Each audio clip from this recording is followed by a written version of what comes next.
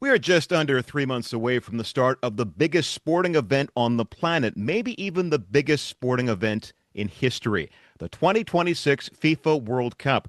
This time, Canadian soccer fans won't have to pack into crowded bars and coffee shops to watch it either, as 7 of the matches will be played at BC Place in Vancouver, and 6 more will be played at Toronto's BMO Field. Now comes a new book that is part chronicle, part call to action, aimed at both neophytes and aficionados alike. Here to talk about winning pitch, the Canadian men's soccer team at the World Cup and beyond, is former player, coach, governor, supporter, and observer, Murray Mollard. Welcome. Thanks, John. Happy to be here. Murray, your own soccer journey saw you play for the UBC Thunderbirds on a scholarship. You won 2 Canadian championships. As you put it in the book, soccer remains your longest enduring love affair. With Canada hosting World Cup matches in just a matter of weeks, it seems like you're falling in love with the sport all over again. I don't think I ever fell out of love. It's been a long, long time passion. I write about this in Winning Pitch. I think the first World Cup I saw was the 1978 World Cup in Argentina, and I lived in Calgary at the time, and I had to go to the Max Bell Arena to watch games on closed circuit TV. I think the games in Vancouver were at the Pacific Coliseum because I have friends who tell me about that. Nobody then, I think, would have imagined one day that we'd have a World Cup in our backyard. So this is extraordinarily exciting for soccer fans and sporting fans generally. And just a note on your point about the biggest sporting event, I would suggest it's the biggest cultural event in the world. It brings together more people from more nations at one time in a relatively focused tournament. So we're all excited. Well, let's dig into that a little bit then. Vancouver Mayor Ken Sim has called the FIFA World Cup coming to our city as the equivalent of 30 to 40 Super Bowls. That's a bit of an exaggeration, or is it? I don't really like to compare soccer to American football, to be honest. I don't think it's a fair comparison. The game known as football in the rest of the world far outstrips and outweighs the relevance on the sporting landscape for the world and sporting fans across the rest of the world. Sure, in Canada and the United States, we get focused on the Super Bowl, but in the rest of the world, it's the World Cup and football, what we call soccer. So it's a big event for sure. We know that millions will come to North America to watch it, and billions more will watch it on TV. In Vancouver and in Toronto, we'll have really diverse representatives from different nations. I think there's about 18 different nations that are going to be playing in Toronto and Vancouver. So we're going to see those cultural examples of those people will bring their songs, their chants, their dress, their food, and they'll celebrate. Even yesterday, I was at the Whitecaps game, and Jaime Rodriguez, Colombian star, played, and there were lots of Colombians in the stadium cheering him on. Now, Canada co-hosting these FIFA World Cup matches with the U.S. and Mexico. 104 games played in an expanded 48-team tournament. Safe to say this is the largest World Cup ever as well. Yeah, it is. So it's a big change, and I think it's an interesting from a pure soccer aficionado perspective. We're going to see what the quality is like because there's additional teams. Curacao is playing in this World Cup. Right? So they're gonna have some small minnows in the first round, and we'll see how they fare against some of the larger and more established world football powers. But it'll be again, it expands the sort of cultural reach of the World Cup. Now, Winning Pitch provides a whirlwind history of Canada on the international soccer stage. You talk about the growth of the game from the late 1960s through the NASL era, through Canada's first World Cup appearance at Mexico '86. But as you put it, the road to this World Cup has been a long and mostly potholed path. How would you sum that up? Well, look, if you've been a Canadian soccer fan, a fan of the Canadian national team, men's team in particular, the women's team are different, right? The women's team have been a top 10 team for the last 30 years, really. They've been one of the standard bearers. So the men are finally catching up in terms of their stature on the world football stage. But if you've been a fan of the national men's team as long as I have been, it has been a mostly difficult path and road and journey. with a couple of highs, the 1986 World Cup being one of them, the 2000 Gold Cup when we won and beat Colombia in the final in Los Angeles is another, but mostly failed qualifying for the World Cup. 36 years it took us to qualify for Qatar, which I was fortunate enough to be able to go and watch the Canadian team there. But, so there's a lot of history of failure, to be honest. And it's really only in the last, I'm going to say since 2019, when John Herdman took the men's national team and finally beat the United States in Toronto in 2019, that the team has been on an upswing. And so if you look back to 2013, I think our lowest ebb, we were rated about 111th by FIFA in the world. And now we're 29 in January 2026. That's a change of 85 places. So it's an extraordinary climb.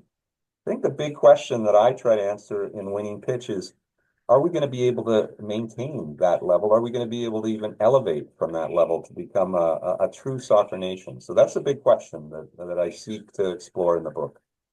Is it fair to say that Canada has never gone into a World Cup so well prepared, positioned, and ranked?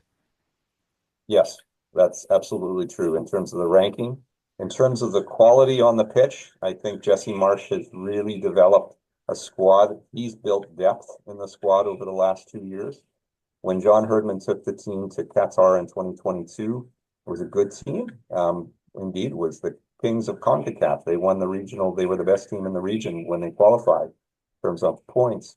But it didn't have the depth that I think Jesse Marsch has developed. So I think it bodes well. That said, the team is facing some pretty critical injuries in terms of its player personnel. So there's time, I think, still to get that right.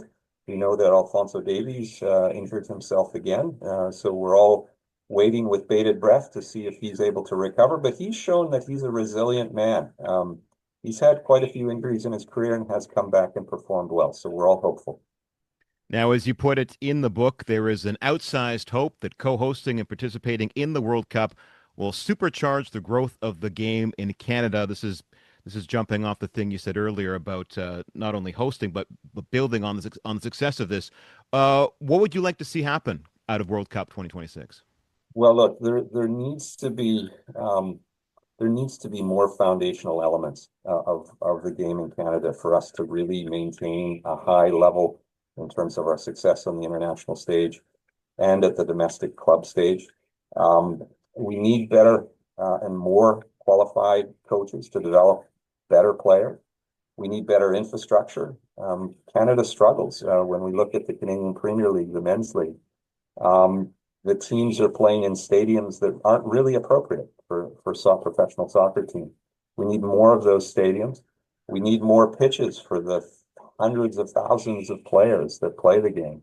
We need more media attention. We need more money and investment in the infrastructure of the game. So there's a lot of elements that still need to be worked on.